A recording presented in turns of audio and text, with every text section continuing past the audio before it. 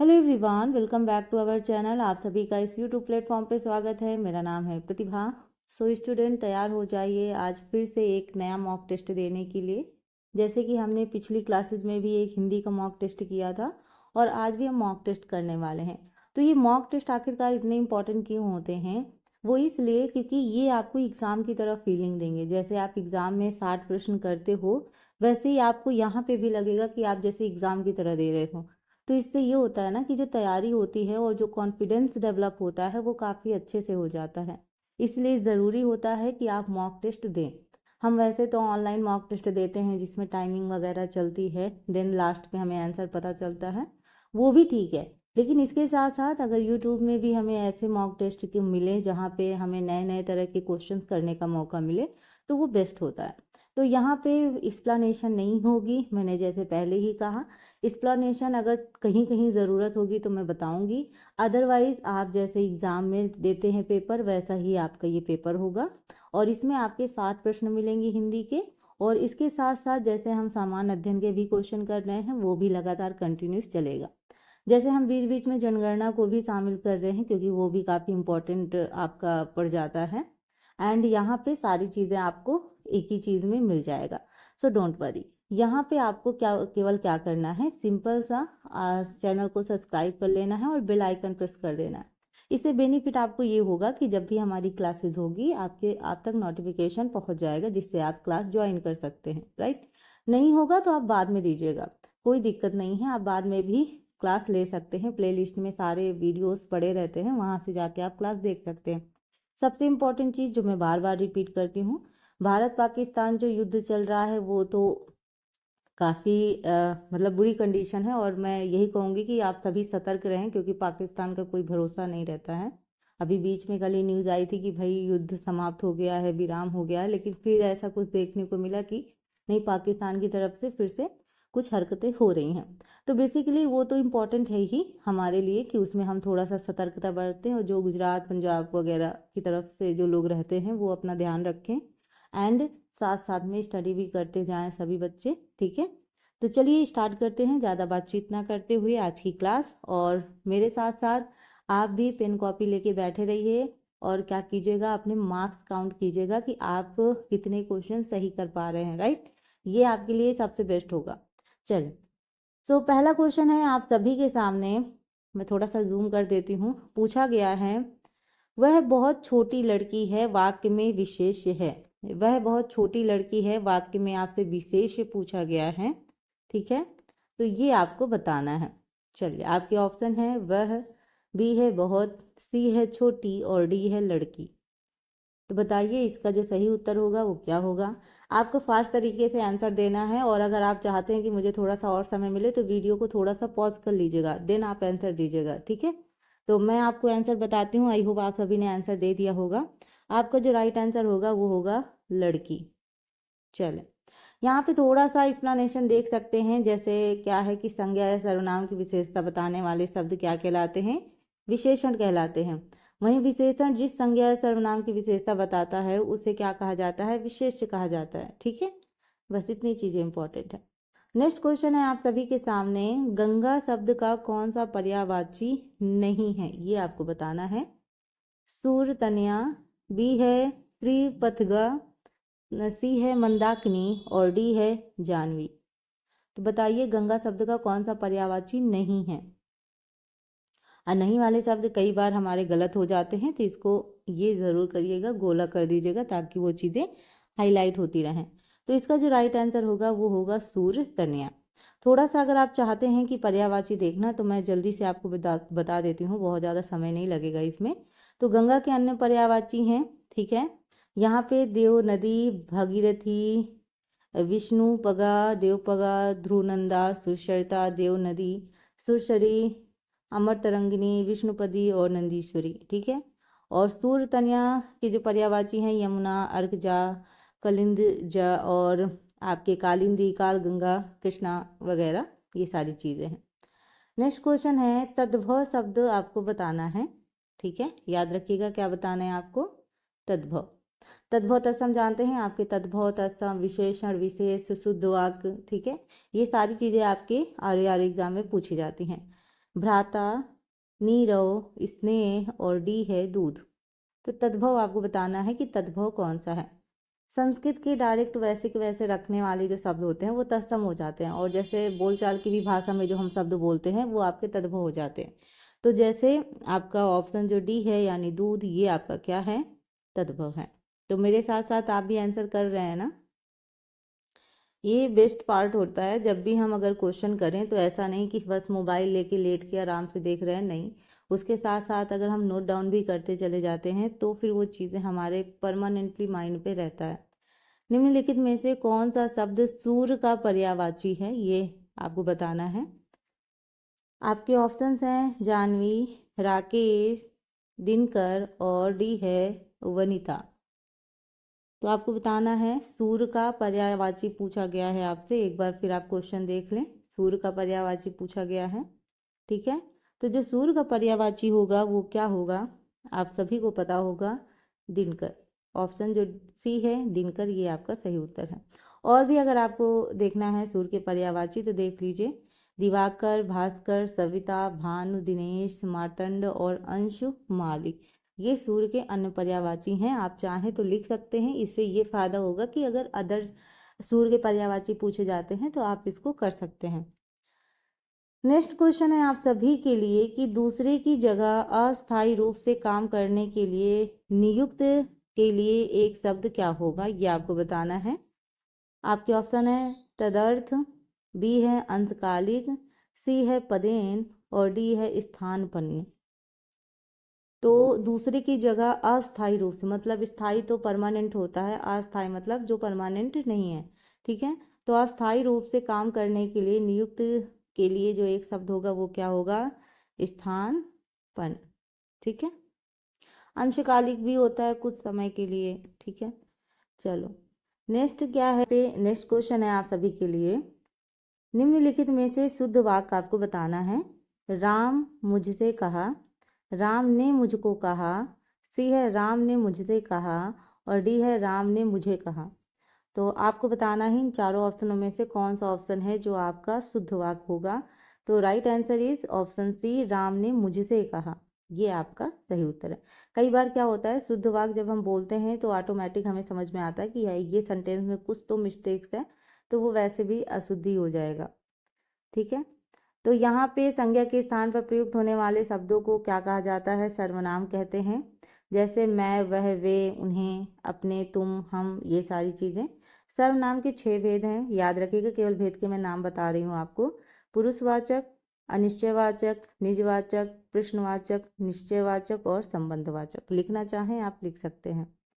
चलिए next question है आपका, क्या पूछा गया है, में विश्वास न रखने वाले को क्या कहते हैं, निषेधात्मक, आस्तिक, निराशावादी और नास्तिक। चारों ऑप्शन है आप सभी के सामने, आपको बताना है सही उत्तर क्या होगा।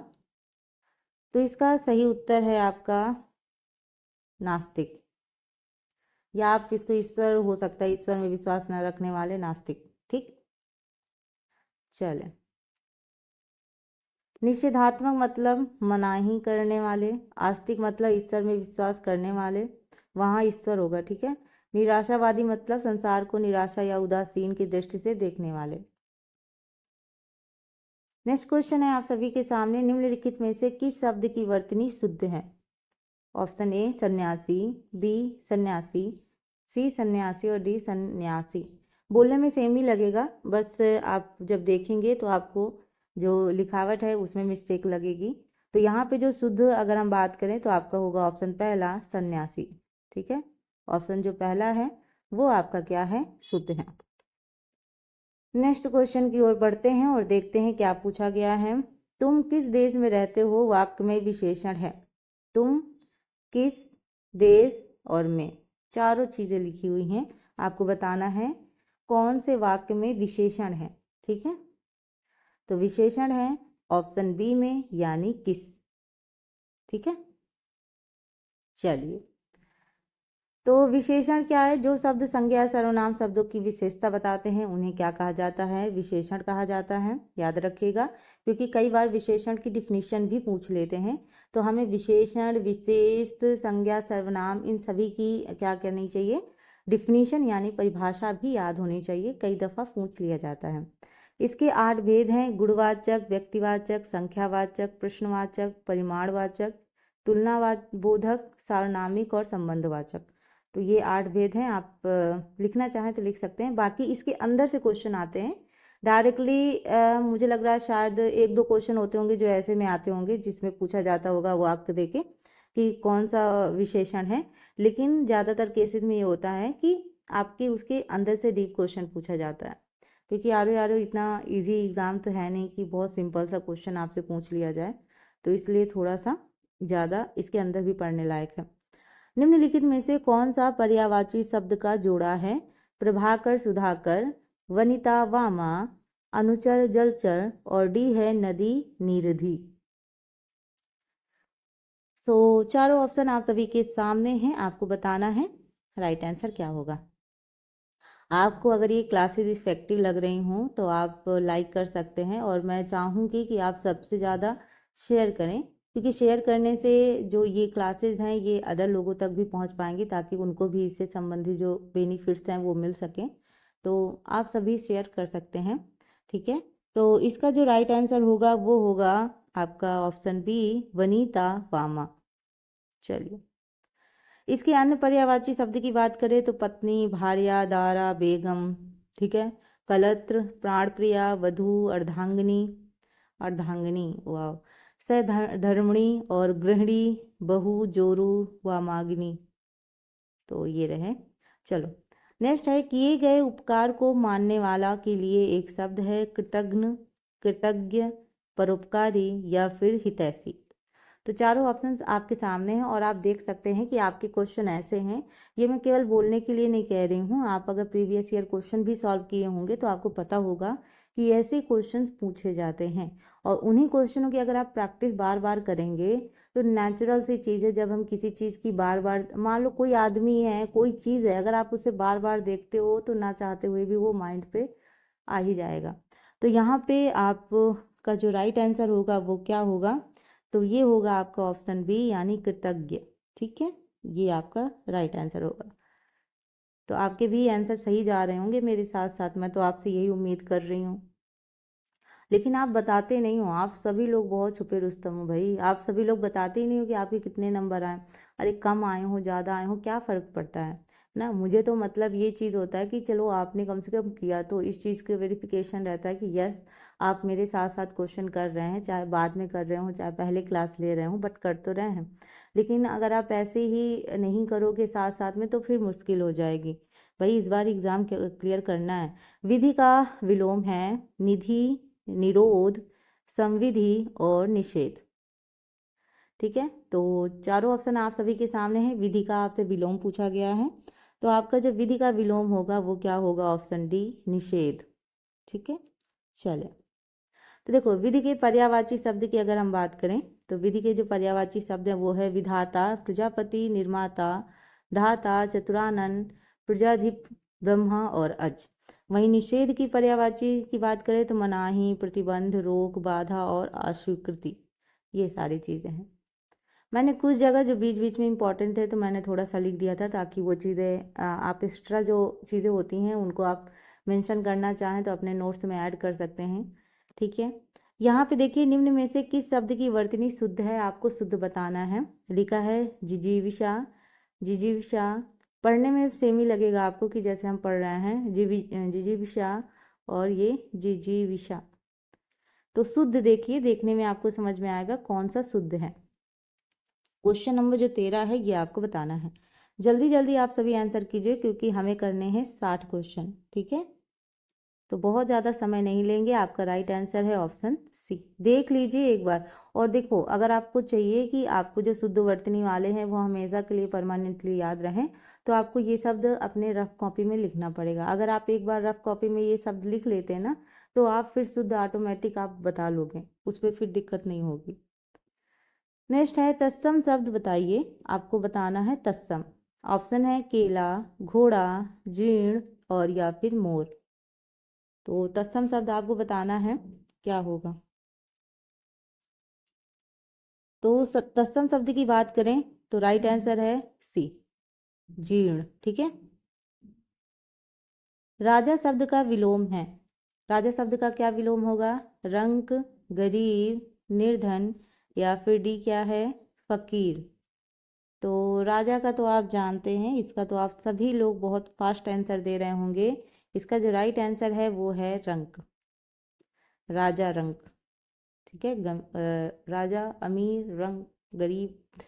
निम्न में से कौन सा शब्द तद्भव है? आपको तद्भव बताना है। कोयल, आश्चर्य, उज्ज्वल और कंटक। तो तद्भव आपको बताना है क्या होगा।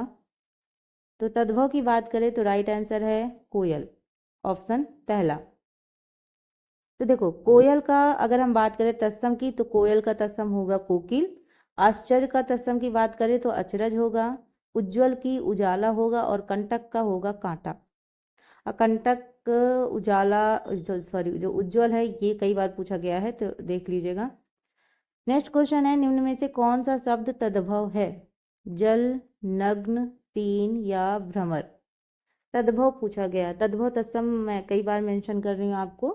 संस्कृत के हूबहू रूप आपके तत्सम होते हैं और जैसे हम बोलचाल की भाषा में भी शब्द इस्तेमाल करते हैं वो आपके तद्भव होते हैं।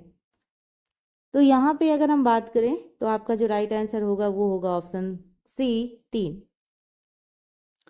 नेक्स्ट क्वेश्चन पूछा गया है, जिसका कोई अर्थ ना हो वाक्य के लिए प्रयुक्त शब्द होगा। मतलब जिसका कोई अर्थ ना हो। व्यर्थ, सार्थक, अवैध या फिर अव्यक्त। तो क्या होगा जिसका कोई अर्थ ना हो? तो यहाँ पे अगर देखें राइट आंसर का, तो राइट आंसर होगा ऑप्शन पहला, यानी व्यर्थ। जिसका कोई अर्थ ना हो व्यर्थ ही है ना। जो किए गए उपकार को मानता हो के लिए एक शब्द लिखिए। जो किए गए उपकार को मानता हो। कृतज्ञ, कृतज्ञ, कृतकार्य या फिर अज्ञ। जो किए गए कार्य को मानता हो के लिए आपको बताना है। तो यहाँ पे अगर हम बात करें तो ये होगा आपका कृतज्ञ। चलो, कनिष्ठिका और मध्यमा के बीच की उंगली को क्या कहते हैं?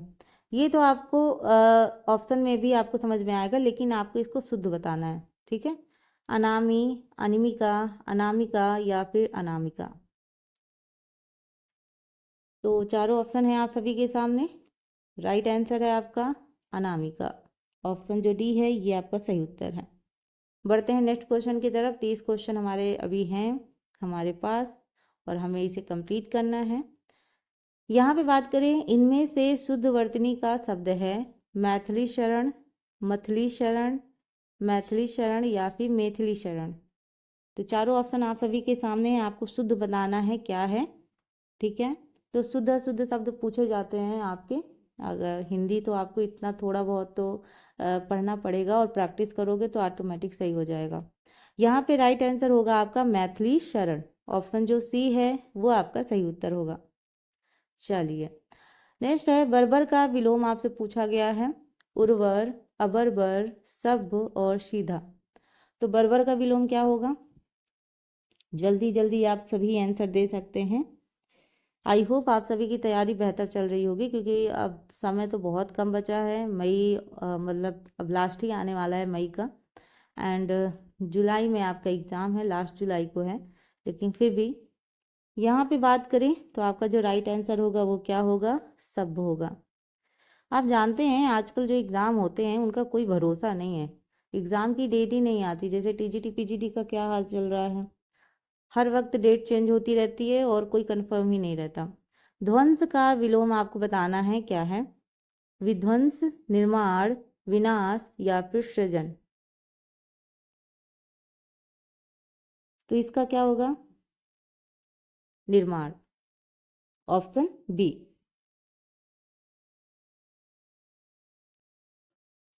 तो नेक्स्ट की बात करते हैं। पूछा गया है, तरुण का विलोम है। तरुण का आपको विलोम बताना है। बालक, युवा, वृद्ध या फिर अबला। तो तरुण का विलोम क्या होगा? यहाँ पे तरुण का विलोम होगा आपका वृद्ध। ऑप्शन जो सी है वो आपका सही उत्तर है। नेक्स्ट क्वेश्चन की ओर बढ़ें तो आपसे पूछा गया है शुद्ध संयुक्त वाक्य का उदाहरण है। ए है मैं परीक्षा देने के लिए इलाहाबाद जा रहा हूँ।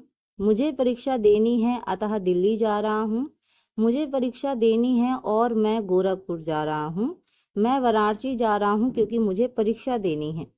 ठीक है, तो चारों ऑप्शन आप पढ़िए पहले और फिर राइट आंसर देने की कोशिश करें कि इसका सही उत्तर क्या होगा।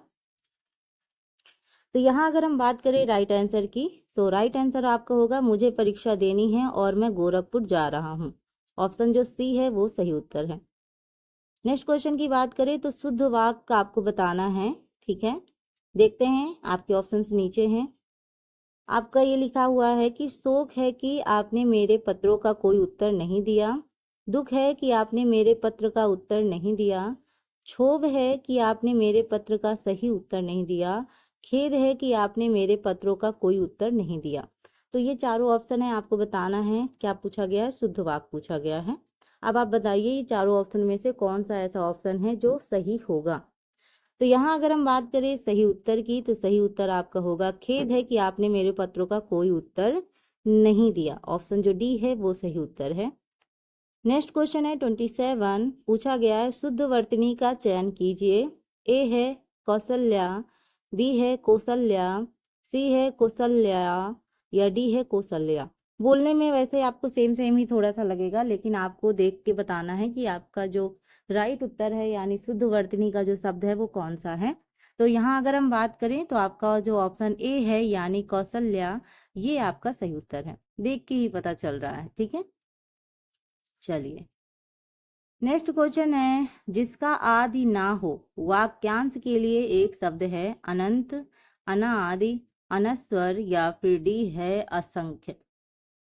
तो इसमें जो राइट आंसर है वो क्या होगा ये आपको बताना है। ठीक है, 28 का सही उत्तर क्या होगा। तो यहाँ पे अगर हम बात करें इस क्वेश्चन की, तो इसका जो राइट आंसर होगा वो होगा ऑप्शन बी अनादि। ये आपका सही उत्तर है।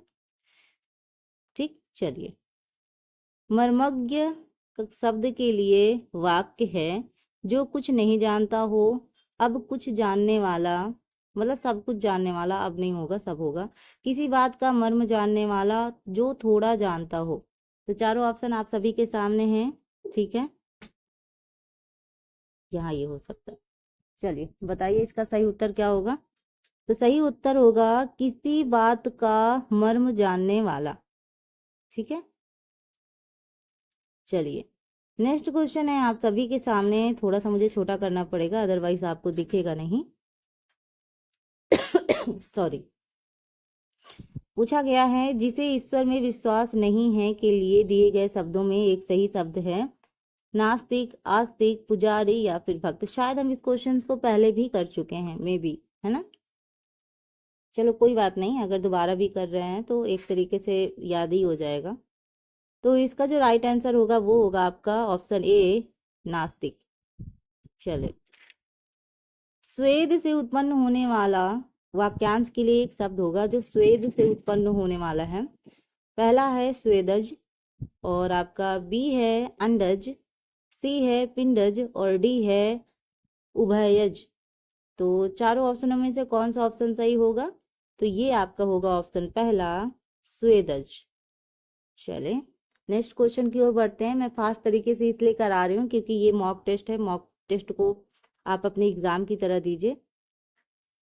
नेक्स्ट है आपका बिना पलक झपकाए वाक्यांश के लिए एक शब्द है चकित, देखते रहना, विपलक या फिर निर्निमेष। तो आपको बताना है इसका जो सही उत्तर होगा वो क्या होगा। तो यहाँ पे अगर हम बात करें इस क्वेश्चन के सही उत्तर की, तो आपका होगा ऑप्शन डी निर्निमेष। ठीक है, जिसे ऊपर कहा गया हो, जिसे ऊपर कहा गया हो के लिए जो आपको बताना है उच्चतम, कथित, उपयुक्त या फिर उपत्यक्ता। चारों ऑप्शन है आप सभी के सामने, आपको बताना है जो ऊपर कहा गया हो के लिए शब्द क्या होगा। ठीक है, तो यहाँ पे बात करें तो इसका जो राइट आंसर है वो है उपयुक्त। चले, निम्नलिखित में से तत्सम शब्द कौन सा है? ठीक है, निम्नलिखित में से तत्सम शब्द कौन सा है? शक्कर, सप्तसती, होली या फिर मोती। तो इसका उत्तर क्या होगा? तो यहाँ पे अगर हम राइट आंसर की बात करें तो होगा सप्तसती। ये क्या होगा? सही उत्तर होगा। आपसे तत्सम पूछा गया है और तत्सम यही है। चले, नेक्स्ट क्वेश्चन की ओर बढ़ते हैं और देखते हैं क्या पूछा गया है। निम्नलिखित में से कौन सा शब्द तद्भव है? भ्रमर, व्याघ्र, क्षीर या फिर कोयल। कोयल वाला ऑलरेडी एक बार क्वेश्चन आया था, बट उसमें ऑप्शन जो थे वो डिफरेंट थे। ठीक है, आंसर यही सही था, कोयल वाला ही, लेकिन जो ऑप्शंस थे वो क्या थे? डिफरेंट थे। तो कई बार ऐसा हो सकता है कि थोड़ा सा इधर उधर चेंज करके भी आपको दे दें, तो इस तरीके से मैंने भी थोड़ा सा इंक्लूड कर दिया था। कोयल इसका राइट आंसर है। अब पूछा गया है, देखो डिफिनीशन पूछी जाती है, मैंने आपसे पहले भी कहा है। संस्कृत के वे शब्द जो हिंदी में ज्यों का त्यों प्रयुक्त होते हैं, तद्भव, तत्सम, निश्चय आपका, संकर या फिर देशज। तो संस्कृत के वे शब्द जो हिंदी में ज्यों के त्यों प्रयुक्त होते हैं उनको क्या कहा जाता है? तो उनको कहा जाता है आपके तत्सम। हूबहू वही जो रूप होता है वो क्या होता है? आपका तत्सम होता है। चलिए नेक्स्ट क्वेश्चन की ओर बढ़ते हैं और क्वेश्चन आ गया है 37। निम्न शब्दों में से कौन सा शब्द तत्सम नहीं है? मृतिका, विकार, कपाट और डी है कपूर। तो यहाँ चारों ऑप्शन आप सभी के सामने हैं और मैंने तो आप सभी के लिए बहुत कुछ सोच के रखा है कि जब तक आपके एग्ज़ाम नज़दीक आ रहे हैं उससे पहले मैं आपके लिए इम्पोर्टेंट चीज़ें और भी, जैसे मॉक टेस्ट हैं। अब जैसे हम लोग जर्नल स्टडीज़ के क्वेश्चन करेंगे तो 120 क्वेश्चन करेंगे और 60 क्वेश्चन आपके हिंदी के होंगे। उसी के साथ साथ अब जनगणना और जो यूपी स्पेशल है उसके भी क्वेश्चन मैं बहुत जल्द लेके आऊँगी। सो डोंट वरी, बस बने रहिएगा इस चैनल के साथ और बढ़िया अपनी ऐसी ही तैयारी करते रहिए। हमें क्या है, हमें तो चाहिए कि आप बेस्ट करो, है ना, एग्ज़ाम क्रैक करो, बस इसी वजह से। और ये क्लासेस लेने का एकमात्र यही रीज़न होता है कि आपको बेनिफिट हो। हमने जो भी मटेरियल्स आप लोग के लिए क्रिएट किया है आपको उससे लाभ हो, एग्ज़ाम में ऐसे ही क्वेश्चन आपको देखने को मिले, तब तो बल्ले बल्ले हो जाएगी। चलो यहाँ पे देखते हैं जो आपका राइट आंसर होगा। क्या पूछा गया है? तत्सम नहीं है। नहीं हो के पहले ही हम गोला कर देते हैं ताकि ये हमारी आंखों में हाईलाइट होता रहे। तो आपका क्या है? कपूर। ठीक है, चले नेक्स्ट क्वेश्चन है, चौथाई शब्द में विशेषण है कौन सा? आवृत्तिवाचक विशेषण, गणनावाचक विशेषण, क्रमवाचक विशेषण और अपूर्णांक वाचक विशेषण, अपूर्णांक वाचक विशेषण, सॉरी, है ना। तो चारों ऑप्शन आप सभी के सामने है। चौथाई शब्द में विशेषण है कौन सा, ये आपको बताना है। तो इसमें जो होगा आपका ऑप्शन डी, अपूर्णवाचक, सॉरी, अपूर्ण बोधक विशेषण। ऑप्शन जो डी है ये आपका सही उत्तर है। बढ़ते हैं अपने नेक्स्ट प्रश्न की तरफ। पूछा गया है इनमें संख्यावाचक विशेषण कौन सा है? अब तो आप पक्का बता लोगे। सात, काला, रावण या फिर खट्टा। रावण मत लगा दियो कोई, है ना, अब रावण का कोई काम नहीं है। वैसे रावण ज्ञानी बहुत थे, है ना, मानना पड़ेगा। तो यहाँ पे अगर हम बात करें तो होगा आपका सात। ऑप्शन जो पहला है वो होगा आपका सात। चले नेक्स्ट क्वेश्चन की ओर बढ़ते हैं। तो पूछा गया है विशेषण जिस संज्ञा की विशेषता बताता है उसे क्या कहते हैं? संख्यावाचक विशेषण, गुणवाचक विशेषण, विशेष और सार्वनामिक विशेषण। यहाँ आपको बताना है सही उत्तर क्या होगा।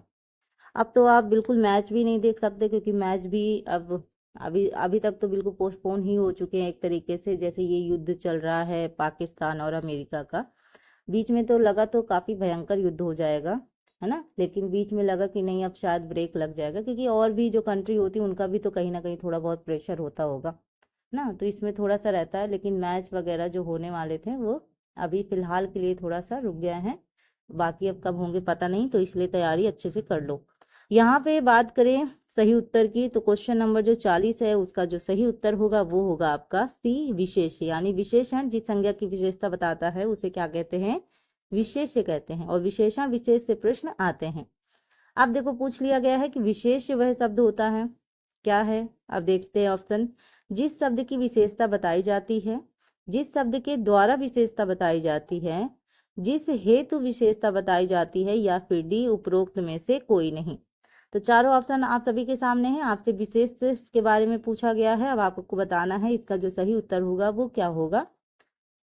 तो यहाँ पे अगर हम बात करें, क्वेश्चन नंबर क्या है, 41 है। चलो अभी कम क्वेश्चन बचे हैं आपके। तो 41 का जो राइट आंसर होगा वो क्या होगा, ऑप्शन ए, जिस शब्द की विशेषता बताई जाती है उसे क्या कहते हैं, विशेष कहते हैं। चलो नेक्स्ट की बात करते हैं। क्या पूछा गया है आपसे, थोड़ा सा मुझे छोटा करना पड़ेगा। बड़ा घर, छोटा आदमी और नीला वस्त्र में विशेष कौन कौन पद हैं। बड़ा घर, छोटा आदमी और नीला वस्त्र। आप जूम कर सकते हैं, अगर आपको थोड़ा सा ज़्यादा छोटा दिख रहा हो तो आप अपनी स्क्रीन को जूम भी कर सकते हैं, उससे आपको और क्लियर दिखेगा। तो यहाँ पे है ऑप्शन नीला छोटा, बड़ा छोटा, घर आदमी वस्त्र, या फिर डी छोटा नीला। तो यहाँ अगर हम बात करें तो इसमें विशेष कौन कौन से हैं, तो यहाँ पे आपका होगा ऑप्शन सी, यानी घर आदमी और वस्त्र, ये क्या हैं आपके, क्या पूछा गया था आपसे, विशेष। तो ये आपके विशेष हैं। नेक्स्ट क्वेश्चन है, विशेष शब्द हैं, ये आपसे पूछा गया है। रामलला, बुद्धिमती स्त्री, सी है रमापति और डी है सीताराम। तो चारों ऑप्शन है आप सभी के सामने, आपको बताना है विशेष शब्द है। तो विशेष शब्द है आपके सीताराम, सीताराम प्रभु सीताराम। चलो नेक्स्ट क्वेश्चन की ओर बढ़ते हैं और पहुंच गए हैं हम काफी करीब अपनी मंजिल की ओर। तरंग का पर्यायवाची है पुष्कर, कूल, जलधि या फिर ऊर्मी। तो तरंग का पर्यायवाची क्या होगा, जल्दी जल्दी बताइए आप सभी स्टूडेंट। सो तरंग का जो पर्यायवाची होगा वो क्या होगा, so right answer is option D, ऊर्मी। चलें, काफी फास्ट तरीके से हम करा रहे हैं ना क्वेश्चन, एग्जाम की फीलिंग आ रही होगी कि जैसे हम लोग एग्जाम में बैठते हैं। फल का पर्यायवाची है फरेब, फड़ी, परिणाम या फिर फिराक। तो इसका जो सही उत्तर होगा वो क्या होगा आपका, फल का पर्यायवाची होगा आपका परिणाम। ठीक है, चलें नेक्स्ट क्वेश्चन देखते हैं। पूछा गया है, निम्नलिखित में से कौन सा शब्द हाथ का पर्यायवाची नहीं है, कटी, हस्त, पाणी और कर। चारों ऑप्शन आप सभी के सामने हैं, इसका राइट आंसर होगा आपका कटी। नेक्स्ट देखते हैं, बगीचा का पर्यायवाची शब्द है, बताना है निर्जन, व्यंजन, आराम और कल्पसाल। तो इसका क्या होगा, right answer is option wait C, आराम। चलिए नेक्स्ट क्वेश्चन की ओर। मार शब्द पर्यायवाची है किसका, जादू का, स्वर्ण का, अधम का या फिर अनंग का। तो किसका होगा ये आपको बताना है। तो इसका जो राइट आंसर है वो है ऑप्शन डी, अनंग का। चलें नेक्स्ट क्वेश्चन देखते हैं। पूछा गया है, कौन सा भ्रमर का पर्यायवाची नहीं है, सलभ, चंचरी, सिलीमुख या फिर मिलिंद। तो चारों ऑप्शन आप सभी के सामने हैं, कौन सा भ्रमर का पर्यायवाची नहीं है ये है पूछा गया है आपसे क्वेश्चन। तो इसका जो राइट आंसर है वो क्या होगा आपका, वो होगा आपका सलभ, ऑप्शन ए। बढ़ते हैं अपने अगले प्रश्न की तरफ। पूछा गया है, मीनाक्षी का पर्यायवाची शब्द है सुंदरी, दुर्गा, मछली या फिर ऑप्शन डी क्या है, लक्ष्मी। तो मछली का मीनाक्षी का पर्यायवाची शब्द क्या होगा ये आपको बताना है। तो मीनाक्षी का जो पर्यायवाची शब्द होगा वो, पहली बात तो यहाँ पे मैं एक चीज़ मेंशन कर देती हूँ, सुंदरी भी होगा और दुर्गा भी होगा, यानी आपके ए भी होगा एंड आपका बी भी होगा। तो दोनों आंसर आपके सही होंगे, सुंदरी और दुर्गा दोनों। चले, मरने की इच्छा वाक्यांश के लिए एक शब्द है मुमुक्षा, मुमुक्षा, मुमुष या मुमुक्षु। तो चारों ऑप्शन आप सभी के सामने, और ये कई बार आ चुका है, ये मैं आपको पहले भी बता सकती हूँ। कई एग्जामों में हमने ये हिंदी के क्वेश्चन में से ये क्वेश्चन देखा हुआ है कि ऐसे क्वेश्चन जो थोड़ा सा इसके ऑप्शन जो डिफिकल्ट लग रहे हैं, तो ऐसे क्वेश्चन पूछे जाने की संभावना काफ़ी होती है, तो इसको थोड़ा सा याद कर लीजिएगा। आप देख ही रहे होंगे जो ऑप्शन है वो काफ़ी डिफिकल्ट लग रहे हैं देखने से ही। तो यहाँ पे अगर हम सही उत्तर की बात करेंगे तो सही उत्तर होगा मूर्छा। चलो जिसमें युद्ध करने की इच्छा हो, उसके लिए एक शब्द क्या होगा? जिसमें युद्ध करने की इच्छा हो, ये आपको बताना है। ऑप्शन है योद्धा, वीर, युयुत्सु या फिर विद्रोही। इसमें से राइट आंसर क्या होगा? जिसमें युद्ध करने की इच्छा हो। ठीक है, तो यहाँ पे युद्ध तो वैसे भी चल रहा है भाई, भारत और पाकिस्तान का काफ़ी ज़ोरों शोरों से चल रहा है। तो यहाँ पे अगर हम बात करें तो इसका जो राइट आंसर होगा वो होगा आपका ऑप्शन सी। ठीक, और यहाँ पे देखो बात तो ये भी ज़रूरी है ना कि इतना आतंकवाद फैल रहा है, हर बार आते हैं, अब 20-25 लोगों को 30 लोग को मार के चले जाएंगे, तो ऐसे थोड़ा ना हम भारतवासी छोड़ने वाले हैं किसी को, है ना। हमें भी तो कुछ ना कुछ कदम उठाना पड़ेगा। तो जिस सरकार ने जो भी किया है सही किया है। आपके विचार में सबकी राय अलग अलग हो सकती है। जिसका रोकना कठिन हो के लिए एक शब्द होगा। जिसका रोकना कठिन हो, दुर्निवार, दुर्घट, दुर्भर या फिर दुर्भिक्ष। तो जिसका रोकना कठिन हो के लिए शब्द क्या होगा? इसका राइट आंसर है ऑप्शन ए, दुर्निवार। चले, यहाँ पे नेक्स्ट क्वेश्चन है, अपना उद्देश्य पूर्ण होने पर संतुष्ट ऐसे व्यक्ति के लिए एक शब्द है। मतलब जो अपना उद्देश्य है, जो अपना एम है, वो पूर्ण होने पर संतुष्ट होने वाले व्यक्ति के लिए एक शब्द क्या होगा? चिर प्रसन्न, कृतज्ञ, आभारी या फिर कृतार्थ। तो ये आपको बताना है। आप मुझे बताइए, क्या जब आपको RARO में अधिकारी बनने का मतलब आप अधिकारी बन गए तो क्या आप संतुष्ट हो जाएंगे? संतुष्टि का कोई अंत नहीं है। हमें कोई चीज़ मिल जाती है, फिर लेकिन आगे फिर एक चीज़ की और लालसा बढ़ती है, और यही लालसा हमें आगे बढ़ने की प्रेरणा भी देती है। तो संतुष्टि तो जब तक मोक्ष की प्राप्ति ना हो जाए तब तक तो मुझे नहीं लग रहा किसी को संतुष्टि मिलती होगी, लेकिन संतुष्ट रहना चाहिए। जितनी चीज़ें आपके पास है उसमें अगर आप संतुष्ट रहेंगे तो सबसे बढ़िया होता है। फिर किसी चीज़ का गम नहीं रहता है। यहाँ पे राइट आंसर क्या होगा आपका, ये बताइए। तो क्वेश्चन नंबर 54 का राइट आंसर होगा आपका कृतार्थ। ठीक, चले, उपकृत शब्द के लिए सही वाक्यांश है। देखते हैं ऑप्शन। जिसे उपकार हुआ हो, जिससे उपकार हुआ हो, जिसने उपकार किया हो, जो उपकार ना मानता हो, जिस पर उपकार किया गया हो। तो यहाँ पे एक बार फिर से प्रश्न देख लें। उपकृत शब्द के लिए सही वाक्यांश आपको बताना है। ठीक है, क्वेश्चन कौन सा है? 5 क्वेश्चन बचे हैं आपके। तो यहाँ पे अगर हम बात करें तो जिस पर उपकार किया गया हो, ये आपका सही उत्तर होगा। चले, जो जुड़ा या मिला ना हो के लिए एक शब्द क्या हो सकता है? चंपू, असहत, संभूत या फिर अनुभूत। तो चारों ऑप्शन देखिए और इसमें से सही उत्तर क्या होगा ये बताइए। इसका सही उत्तर है आपका ऑप्शन बी, असहत। ठीक है, चले, संध्या और रात्रि के बीच का समय होता है। संध्या और रात्रि के बीच का समय होता है सायंकाल, सूर्यास्त, निशा या फिर गोधूली। तो शाम और रात्रि के जो बीच का समय होता है उसे क्या कहते हैं? तो उसे कहते हैं गोधूली। ठीक है, चले, बढ़ते हैं नेक्स्ट क्वेश्चन की तरफ। घुटने तक बाह वाला के लिए एक शब्द है। घुटने तक बाह वाला के लिए एक शब्द है अप्रत्याशित, लंबोदर, अजान बाहु या फिर डी है आद्यंत। तो इसमें जो राइट आंसर होगा वो होगा अजान बाहु। नेक्स्ट है आपका, निम्नलिखित वाक्यों में से शुद्ध वाक्य है। कृपया एक गिलास पानी दीजिए। जो लोग बाहर जाना चाहते हैं वह जा सकते हैं। वह 7वीं कक्षा में पढ़ता है। सरयू नदी का पाठ बहुत लंबा है। कृपया एक गिलास पानी दीजिए। जो लोग बाहर जाना चाहते हैं वह जा सकते हैं। वह 7वीं कक्षा में पढ़ता है। सरयू नदी का पाठ बहुत लंबा है। अब इन चारों ऑप्शन में से कौन सा ऑप्शन है जो आपका सही होगा? तो वो होगा कृपया एक गिलास पानी दीजिए। चले, प्यास तो हमें भी लग रही है बैठे बैठे, गर्मी है ना इस वजह से।